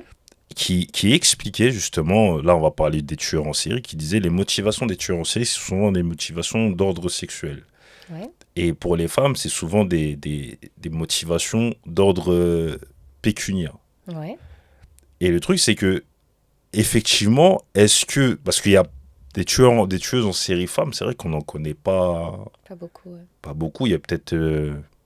C'est souvent comment on les appelle, les Les femmes qui évoluent dans le milieu médical qui tuent. Ah, les infirmières de la mort, là, C'est ça. oui. Il y a les veuves noires aussi, celles C'est qui tuent ça, leur mari. c'est ça. Mais il n'y en a pas énormément. Non. Tandis qu'au niveau des hommes, il y a des stars. Mm. Et le truc, c'est qu'effectivement, ce serait intéressant de voir s'il y a vraiment des. Franchement, je sais pas. Je me pose la question, mais je Mm. doute un petit peu. Ouais, moi aussi. Mais ce qui est intéressant sur le passage à l'acte criminel, c'est une solution à un problème. Mm. Et cette solution, elle est rarement trouvée par les femmes. Elles en trouvent d'autres. Mm, mm, mm, mm. On est plus auto-agressif qu'hétéro-agressif de par nature. C'est pour ça que tout à l'heure j'emploie le mot femelle. Je repose l'animalité. Je vois l'humain, mais je vois aussi l'animal derrière. Donc c'est bien aussi de distinguer les choses qui nous dépassent et tout ce qui relève de l'inné, donc de notre animalité, nous dépasse. On n'en a même pas conscience en fait. On ne sait pas pourquoi on est attiré par telle ou telle personne. C'est vrai. Et des fois, il nous faut 4 ou 5 ans de thérapie en disant je ne suis pas attiré par les bonnes personnes. Si je rentre que dans des relations toxiques, pourquoi? Et ça se travaille. On essaye de comprendre dans l'enfance le positionnement aussi, la vulnérabilité narcissique, enfin plein de choses de psy. Je ne vais pas vous les raconter, c'est fatigant, C'est intéressant quand même. mais qu'on essaye de dénouer en fait. Mm, mm, mm. Et justement, est-ce que vous avez remarqué qu'il y a un engouement autour du crime? Fascination un peu autour du true crime, des chaînes YouTube qui ont beaucoup Ah de bah oui. succès. Bah Comment oui. vous l'expliquez? J'ai fait une conférence TED là-dessus aussi. J'en ai fait deux. Une sur le passage à l'acte, une sur la fascination du crime. Parce que oui, le passage à l'acte, c'est quelque chose d'inexplicable. C'est compliqué. Il y a tellement de motifs. On a reçu justement Jacques Dallest qui en parlait justement, cette notion de passage à l'acte. C'est la notion clé à comprendre en fait. Pourquoi des fois, il disait que des fois, c'est une parole, un geste, une souffrance. Bref, il y a énormément de... Oui, et toujours multifactoriel. Il y a Exactement. plusieurs éléments qui amènent C'est ça. à ce moment T du passage. Revenons à notre La fascination fascination du du crime. crime. Il y a différentes choses, mais derrière le crime, ce qui fascine avant tout l'être humain, c'est la mort. Ah bon? Et c'est ça que j'explique dans le TED. Je découpe bien, de façon didactique. Bien sûr, c'est ce qui fait que les chaînes d'infos, c'est ce qui est le plus regardé. Parce que vous me parlez du crime, mais quand il y a une tempête, un tsunami, vous voyez pas le nombre de vidéos qui tournent. Quand il y a quelqu'un qui se fait manger en requin en Égypte, tout le monde regarde. Enfin, tout le monde. Plein de gens regardent. Évidemment, il y a des fois aussi des gens qui évitent toutes ces images-là et ils ont raison peut-être. Donc avant tout, le crime, c'est la mort qui fascine l'être humain. Et la mort violente. Parce que la mort, quelque part, on sait un peu tous qu'on va y passer, hein, même si on n'en a pas conscience tout le temps. On espère tous mourir de vieillesse. Dans notre sommeil. Dans notre sommeil, sans souffrir et tout. La mort violente, c'est celle qui soit va vous faire du mal, mais c'est surtout celle qu'on va vous voler, en fait. On va vous voler votre vie. Donc, c'est quelque chose qui nous fait très peur. Et on a tendance un petit peu comme ça à se nourrir de toutes ces morts violentes. À la fois, ça nous rassure parce que c'est pas nous, c'est les autres. À la fois, c'est de l'apprentissage pour les éviter. Enfin, il y a plein de choses qui permettent de comprendre pourquoi l'être humain se fascine de la mort et donc du crime. Pourquoi le crime? Ça a toujours été scénarisé, que ce soit dans la littérature ou dans les films et les séries. Il y a un côté rocambolesque à cette mort violente. Après, il y a deux façons de voir ces histoires-là. C'est soit on s'identifie à la victime en se disant putain, qu'est-ce que j'aurais fait? Est-ce que j'aurais couru, pas couru et tout. Et un jour, je me suis dit, il y en a qui doivent s'identifier au tueur. Comment j'aurais coursé la victime? Est-ce que j'aurais pris un couteau, une arme à feu? Non, mais c'est vrai, moi, je me suis toujours mis côté victime, mais je me suis dit, il y a des gens qui doivent se mettre côté auteur, qui doivent nourrir le fantasme de passer à l'acte et qui, forcément, ne passent pas à l'acte. Il faut faire une distinction entre le fantasme et le passage à l'acte, Mhm. évidemment. Euh, donc, ce qui fascine dans le crime, c'est un peu tout ça. C'est avant tout la mort, avant tout cette compréhension et cette identification de se dire qu'est-ce que moi j'aurais fait, est-ce que je serais morte aussi, est-ce que j'y aurais échappé, etc. C'est ce que ça vient réveiller dans notre imaginaire collectif parce que depuis tout le temps on est bercé par ces histoires de crimes policiers, tueurs en série, etc. Mhm. Que ce soit par les livres, les séries et autres. Regardez mon TEDx sur la fascination du crime. J'explique bien. J'avais appris bien par cœur tout. Mais est-ce que c'est une passion coupable? Le true crime, le fait de Non, regarder. enfin, je sais que certains psys. Alors moi, je sais pas, j'ai pas fait d'études là-dessus, enfin d'études statistiques, mais certains psys disent que ceux qui regardent trop ça ont des traumatismes dans l'enfance ou non résolus qui les poussent à revivre à travers ces histoires. Des gens qui, bah, c'est ça. Moi, C'est intéressant. je suis tombé sur un article qui disait, bah, si vous regardez ça ou si vous vous endormez avec ça, posez-vous des questions. Ouais. Parce qu'il y a beaucoup de gens, moi, je regarde beaucoup Faites entrer l'accusé dans les Mmh. commentaires, c'est, oui, je m'endors avec vos émissions, etc. Ouais, je sais pas. Et une des raisons aussi, la fascination, c'est la stimulation. L'être humain, beaucoup d'entre nous en tout cas, on aime avoir peur. C'est pour ça qu'il y a des manèges qui font peur. C'est pour ça qu'on va dans des cages à requins. C'est pour ça que, enfin, on fait des trucs complètement fous. Si les autres animaux pouvaient comprendre, ils diraient mais qu'est-ce qu'elle fait celle-là? Moi, je passe ma vie à les éviter. Toi, tu vas te mettre face à face dans une cage avec eux. Donc, l'être humain, il aime se faire peur. Et regarder un bon film d'horreur ou regarder un bon true crime aussi, ça, true crime, j'ai pas un accent de ouf. Ça vient aussi nous stimuler. Hum, hum, hum, hum, hum, hum. Cette lecture du trauma qu'on réveille à travers ça, elle n'est pas idiote, loin de là. Et je pense qu'elle peut concerner certaines personnes, mais certainement pas toutes, en fait. Il y a des gens qui sont très désaffectés quand ils regardent ça, hein. Dans ce cas-là, il faudrait se questionner sur les gens qui regardent toutes les séries policières, qui lisent que du policier, je sais pas. Ouais, c'était important pour moi de Mhm. poser cette question-là. Ici, justement, on a une rubrique lecture. Oui. Est-ce que vous auriez 3 livres à recommander, peu importe les thématiques, carte blanche, Voilà. ou un ou deux? Bah, j'imagine quand même des thématiques qui touchent. Pas forcément, ce que vous voulez, mais des livres que vous souhaiteriez recommander. Touk touk. Hum, Bah, pour ceux qui n'ont pas vu la série Mindhunter, je les encouragerais à lire le livre parce que ça explique vraiment la naissance du profilage et sur quoi ça repose.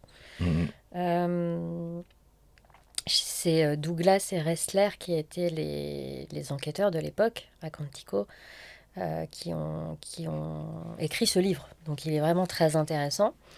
Donc sur ça, Vous êtes déjà allé à Toracantico? non, je suis pas allée. J'ai failli me faire Ça, former là-bas. je vois de la déception. Ouais, ouais, j'aurais adoré. Après, le gros problème qu'il y avait, c'est la barrière de la langue, parce que moi, j'ai eu un parcours professionnel et scolaire où j'ai très peu pratiqué l'anglais. Donc, du coup, je Mais le suis... livre que vous recommandez, vous l'avez lu en anglais, non? Non, il est traduit en français. Du Ah. coup, je suis très mauvaise en anglais, parce que j'ai jamais eu à pratiquer.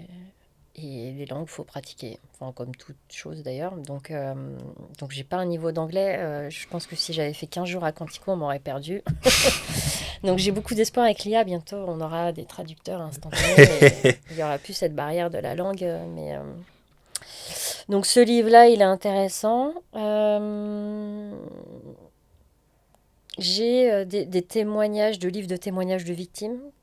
Un que j'ai trouvé extraordinaire, La Famille Grande, mais il n'y a pas besoin d'en faire beaucoup de pub parce qu'il est déjà très connu, Camille Kouchner. que j'ai beaucoup, beaucoup aimé, parce qu'elle vient traduire une époque, plus que dénoncer de faits, même si on en parle un petit peu, et une époque qui était vraiment propice à tous ces débordements, Hum, hum, hum, dû à hum. un manque de connaissances aussi. Euh, et, euh, et donc, je l'ai vraiment trouvé très intéressant et très touchant. J'ai lu beaucoup, beaucoup, beaucoup d'affaires comme ça, de biographiques, et celle-là est sortie du lot et m'a touchée. Euh, Après, si je vous parle de mes lectures perso, moi je suis une très grande fan de Stephen King. Je recommande tous ses livres, ou presque. Euh, Bah, ouais, non, je... c'est déjà pas mal. Enfin, c'est bien même, très très bien. Mhm. Sachez qu'ici, la tradition, c'est que l'autre, il repart avec un livre. J'ai un livre pour vous. Ah, génial.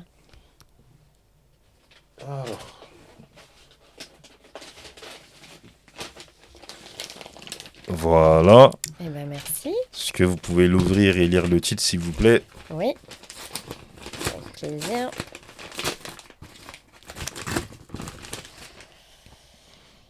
Ceci n'est pas un fait divers. Je sais pas si je le Ouais, c'est montre. ça. Hop, super. Génial, merci beaucoup. Je vous en prie. Bonne lecture à vous. Merci. Alors, j'ai deux dernières questions. Oui. Peut-être même trois d'ailleurs. Euh, Mohamed Ali disait qu'il voulait qu'on se souvienne de lui comme étant champion du monde poids lourd, quelqu'un de drôle, de sympathique. Je vous pose la question, comment aimeriez-vous qu'on se souvienne de vous? Euh, ouais, comme quelqu'un qui a contribué à la connaissance de ce métier, à son développement. Ça serait d'un point de vue public. Je suis ravie quand les gens me disent j'ai lu votre livre, j'ai adoré, je veux faire comme vous. Euh, mais sinon, très simplement, comme quelqu'un voilà, de sympa. Ouais, je suis pas trop de prétention. Je fais mon petit bout de chemin dans la vie. Je sais que je serai vite oubliée. J'espère que mes enfants diront que j'ai été une bonne maman, mon mari une bonne épouse, ma mère une bonne fille. Ah, c'est le plus Et important. voilà, je nourris des rôles un peu partout autour de moi. Je pense que j'ai été une bonne collègue pour certains, très mauvaise avec d'autres. On peut pas plaire à tout le monde, Exactement. mais voilà. Et qu'est-ce que votre métier vous a appris sur vous-même? Hmm. Qu'est-ce qui m'a appris sur moi-même? Euh, que ouais, il m'a appris plein de choses, mon métier. Mais c'est les autres qui m'apprennent sur moi-même, en fait. C'est les rencontres que j'ai faites, que j'ai pu avoir. euh, que j'étais quelqu'un aussi de potentiellement vulnérable, mais aussi de destructeur pour l'autre. Je pense qu'on a ces deux pouvoirs en soi, de se faire détruire et de détruire l'autre. Quand je dis détruire, c'est pas tuer forcément, mais on a beaucoup d'impact sur les autres. Donc c'est aussi ce que j'essaye d'inculquer à mes fils, c'est d'être toujours dans la compréhension de l'autre et de ses émotions, et faire en sorte de ne jamais blesser, et de savoir se protéger d'autrui aussi. Donc ça, c'est quelque chose que mon métier a appris. Et la vie, elle est courte et on peut vous la voler aussi du jour au lendemain. Il faut en profiter. Faut pas la brûler. Faut savoir en profiter. Pas faire n'importe quoi non plus. Ouais, c'est plein de choses. J'ai que 45 ans. Je revenais quand j'en aurai 70. J'aurai encore plus de sagesse, j'espère. Et est-ce que vous avez déjà eu peur par rapport à votre métier, le fait d'exercer ce métier-là? Est-ce que ça vous a déjà fait peur? Ouais, moi je suis une grosse peureuse en plus, hein, je vous dis, hein, je suis un peu claustro, j'ai peur des requins. Et apparemment, dans le livre, vous dites que quand vous n'avez pas de garantie, vous y allez pas. Vous n'êtes pas quelqu'un qui fonce Non, sans... bah ça sert à rien de se mettre en danger pour rien, hein, Ouais, des fois j'ai eu peur que certains fassent des blocages sur moi. Je sais qu'aux États-Unis, des fois ils protègent l'identité et autres. Bon, euh, j'ai pas eu de problème jusqu'à maintenant, mais oui. Oui, des fois, on est parti sur des affaires, tout le monde avait des gilets pare-balles, pas moi. Je disais, allô, je suis pas une super-héros, il n'y a pas Pas écrit d'armes, psy. pas d'armes, pas de gilet. Après, on a eu des gilets. Mais oui, j'étais pas rassurée, moi. Je suis pas une casse-cou à courir après les voleurs, sinon j'aurais été policière. Très bien. Et qu'est-ce qu'on peut vous souhaiter? Euh, bon, je sais pas, une bonne continuation. Oui, ok. Je sais pas, que j'arrive à réaliser tous mes projets. Ils sont trop nombreux, il faut que j'arrive à faire le tri. Ah bah écoutez, c'est tout ce qu'on vous souhaite. C'est tout ce qu'on vous souhaite, la réalisation de tous vos projets et que vous Merci. preniez le maximum de plaisir. Et moi, je vous souhaite quoi? Ah, je pense que la santé, c'est le plus important. Ah oui, Je pense que sans... Le reste viendra après. Je pense que c'est la santé avant tout. c'est vrai. Santé physique et mentale, parce qu'on parle Mm, beaucoup de santé mentale mm. aussi. Donc les deux, je pense que c'est le plus important. En tout cas, moi, j'ai pris beaucoup de plaisir à causer avec vous. J'ai franchement, j'ai passé un bon moment en tout cas. Partagez. L'échange, appris des choses justement sur ce métier. Et j'espère que ça va vulgariser, désacraliser Mm. parce que voilà, visiblement, le profilage est quelque chose qui donne du fantasme un peu aux gens. Bah, là, on va voir qu'il y a une réalité qui n'est pas celle qu'on croit dans les séries, comme Esprit criminel ou Mentaliste ou dans les films. Mm. Et en tout cas, je vous remercie pour ça. Bah, merci de m'avoir invité. Je vous en prie. C'était Cosmonaute, l'émission qui prône la vulgarisation et la transmission pour l'élévation, en espérant que vous avez appris des choses et éventuellement sur vous-même. Prenez soin de vous et des vôtres. À très bientôt.